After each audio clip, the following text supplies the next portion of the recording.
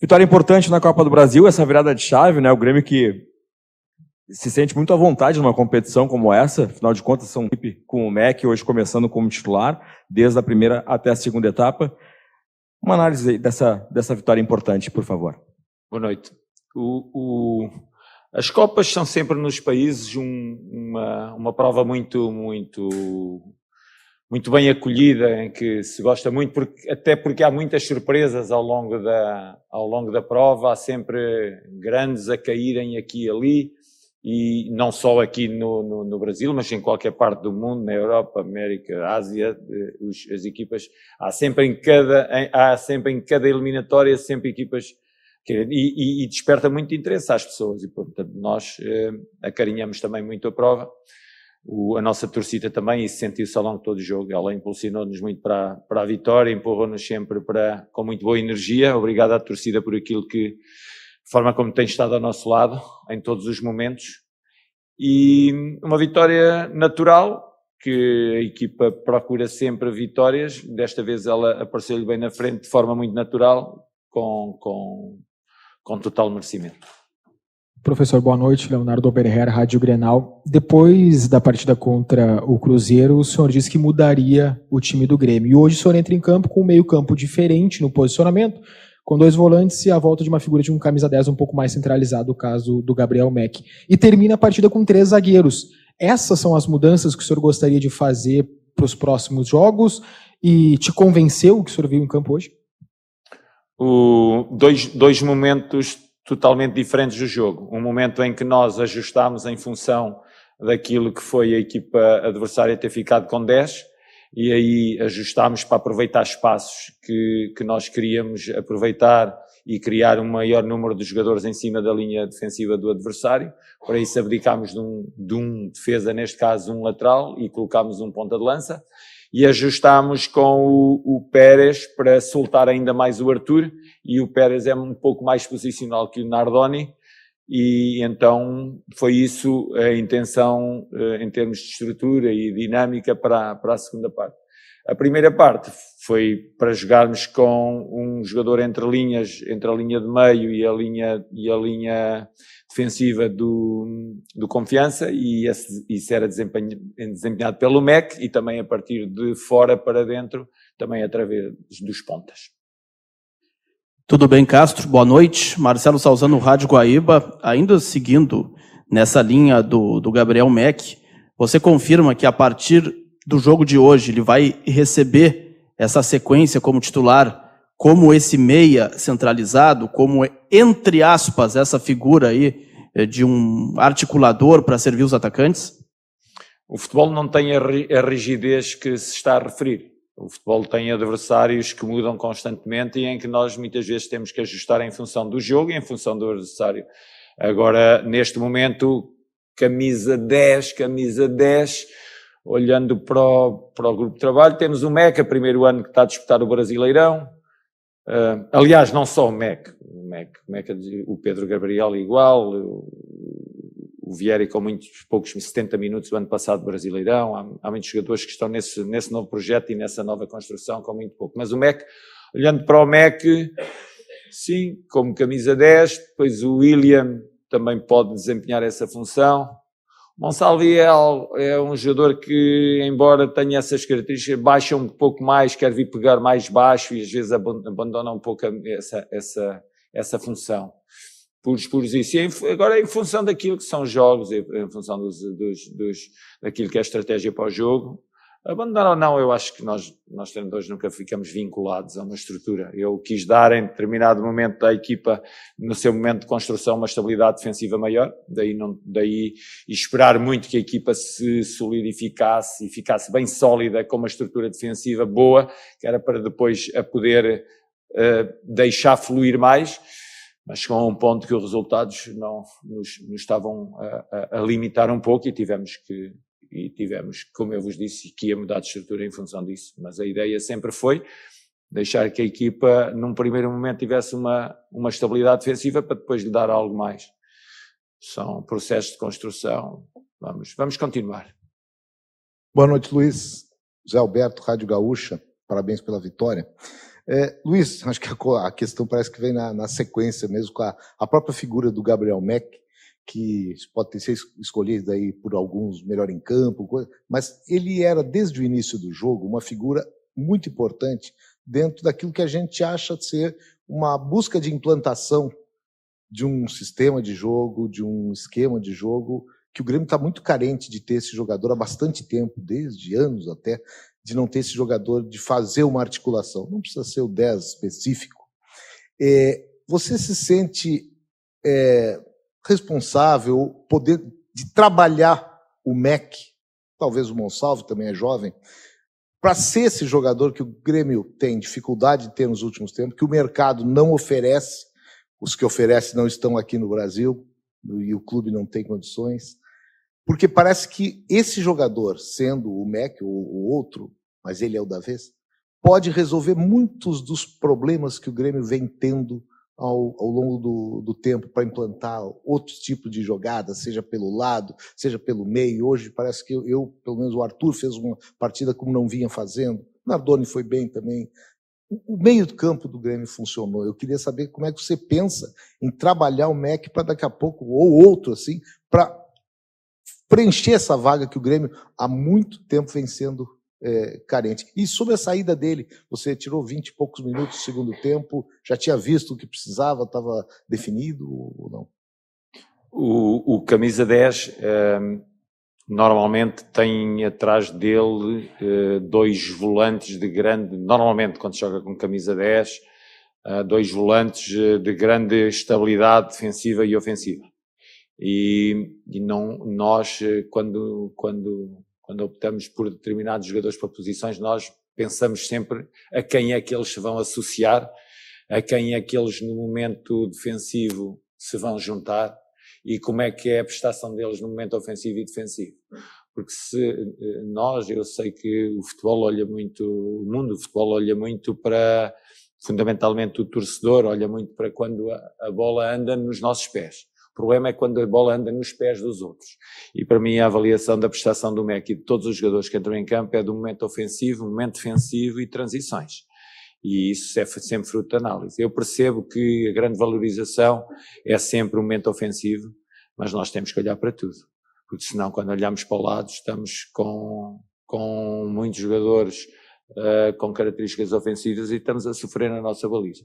Agora, é um processo de crescimento do Mack, como é um processo de crescimento da equipa. O Mack não apareceu hoje na 10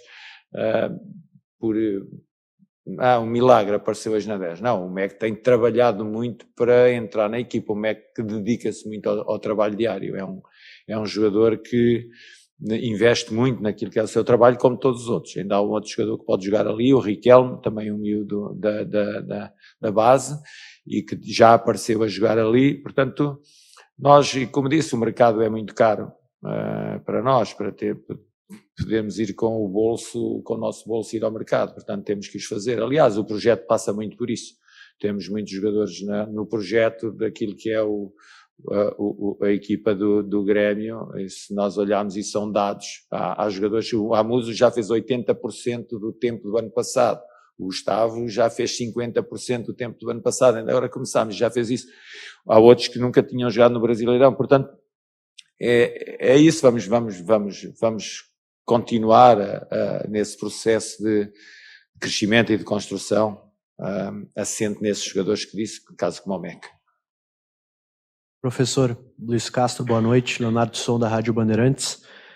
Eu queria que o senhor explicasse, por favor, a ausência do Noriega e do Monsalve hoje no jogo, os dois ficaram de fora da lista, e também se é possível jogar com esse sistema que foi utilizado hoje, com 2 volantes e um camisa 10, contra times mais competitivos da Série A do Campeonato Brasileiro, em jogos onde a defesa também vai ser um pouco mais exigida. O senhor acha que pode repetir essa formação nesse cenário? Eu acho que, como falei ao colega, cada jogo é um jogo. Os adversários são totalmente diferentes. E por isso eu falei naquilo que é o comportamento defensivo dos jogadores que têm grande qualidade a jogar para a frente, mas também têm que a ter a jogar para trás. É muito bonito vermos 2 dribles, uma finalização, e depois já não é tão bonito vermos um volante deles a galgar por aí fora com bola e o nosso encostado às boxes à espera que haja uma nova, que os colegas ganhem bola para lhe entregar outra vez. Não, tem que ser jogadores completos. O futebol hoje em dia exige isto. Exige todos para a frente e todos para trás. Portanto, se eles me forem dando sinais que têm esse comportamento, claramente pode-se jogar. Se não derem esses sinais, claramente não se pode jogar. E nós estivemos no Beira-Rio a tentar ganhar o jogo e não o ganhámos, empatámos-lo com o Noriega, o Nardoni e o Arthur, penso que foi o meio campo lá. Portanto, cada jogo é um jogo e nós estivemos mal no meio e agora não ficamos tão ofensivos, claro que não ficamos tão ofensivos, mas ficamos mais estáveis defensivamente, claro que ficamos. Então temos que andar sempre entre o equilíbrio de uma coisa e outra. Sobre aquilo que são as ausências são, mas eu não vim com 21 jogadores, são porque entraram colegas no lugar deles, só isso, porque há colegas que estão a trabalhar e que também querem o lugar que eles ocupam e ocuparam o lugar deles, só isso. Não foi porque trabalharam mal. Castro, boa noite. Marcos Souza, repórter do Jornal Zero Hora. Queria questionar o senhor, assim, claramente, a equipe, ela funciona quase como um organismo vivo nesse momento, ela segue se adaptando às diferentes circunstâncias da temporada, aos diferentes adversários, às diferentes propostas que cada jogo tem. Mas chama atenção essa busca que o senhor tem desde o início do ano de tentar encontrar um meio-campo que seja mais capaz de suportar todas essas circunstâncias dentro do mesmo jogo sem precisar trocar as peças.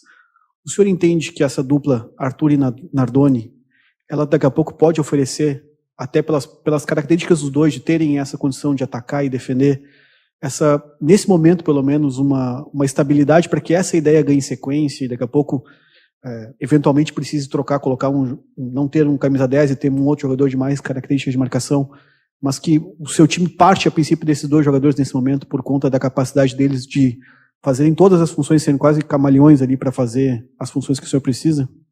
O Nardoni chegou este ano, o Arthur já estava. É uma sociedade que não se conhece e eles têm que, quando se joga com camisa 10, esses dois jogadores são fundamentais para estabilizar toda a equipa. Eles são ali um núcleo fundamental e têm que jogar muito em função do outro, porque crescendo os dois ao mesmo tempo, não ficando nenhum numa transição da outra equipa, podemos ser apanhados e expor muito os nossos centrais.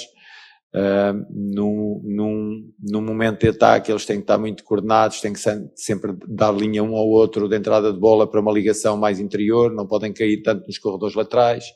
Essa missão tem que ser dada muito mais aos laterais, aos pontas e ao meia. Portanto, eu espero que essa coordenação, dentro daquilo que são as nossas possibilidades de trabalho, e fizemos, ontem preparámos a equipa para que eles pudessem jogar assim, possa também em contextos mais exigentes poderem jogar de forma coordenada. É para isso que nós trabalhamos, vamos ver se eles dão boa resposta. Aqui, boa noite, Rafael Fávero do GE. Globo. O senhor tem falado que o time está numa construção e hoje a gente já viu alguns pontos positivos no time, né? Conseguiu criar mais situações de gol do que em partidas anteriores. Para o próximo jogo do Grêmio, o que o senhor diria assim que a gente já pode esperar? O que o senhor gostaria de ver já a mais no time? Algum aspecto tático, coletivo ou individual que o senhor gostaria de ver o time dar esse passo a mais a partir do jogo contra o Coritiba? Eu gostava muito que a equipa conseguisse estar mais fluida no jogo, conseguisse chegar com mais rapidez em determinados momentos do jogo, detectasse melhor os espaços e se movesse melhor em campo. Mas isso é um processo natural. Eu acho que a equipa vai encontrar, eu tenho a certeza que a equipa vai encontrar esse equilíbrio. Um dia vai chegar o balanço da equipa. E era isso que eu gostaria de ver de forma muito rápida. Porque os espaços muitas vezes é aquilo que é mais difícil encontrar dentro das equipas adversárias. E só que muitas vezes estamos tão focados naquilo que é a bola, que é o nosso colega, que nem percebemos onde eles andam. Eu acho que com o passar do tempo essa fluidez vai acontecer mais. Essa fluidez já encontramos naquilo que é a transição ofensiva, já conseguimos também uma estabilidade grande naquilo que é o nosso momento defensivo, numa pressão mais alta, no bloco mais baixo também já encontramos essa estabilidade, falta-nos, penso eu, encontrar a estabilidade e o balanço da equipa, quando a equipa está no seu momento ofensivo e instalada no meio campo adversário. Professor, boa noite. Diego Torbes, Bola VIP Brasil. O senhor já falou que ia mudar a estrutura, mudou alguns nomes de jogadores. O senhor fez também uma mudança, talvez, de jogo com Nardoni e Arthur, de posicional. Mas uma coisa que o senhor não abriu mão foi com os dois extremas, mais o centroavante dentro da área. Colocando isso, aqui no Grêmio já se questionou vários jogadores de meio de campo. Se questionou o Cristaldo, Edenilson, o próprio Riquelme, Gonçalves, Mac, enfim, já foi questionado praticamente 6 nomes.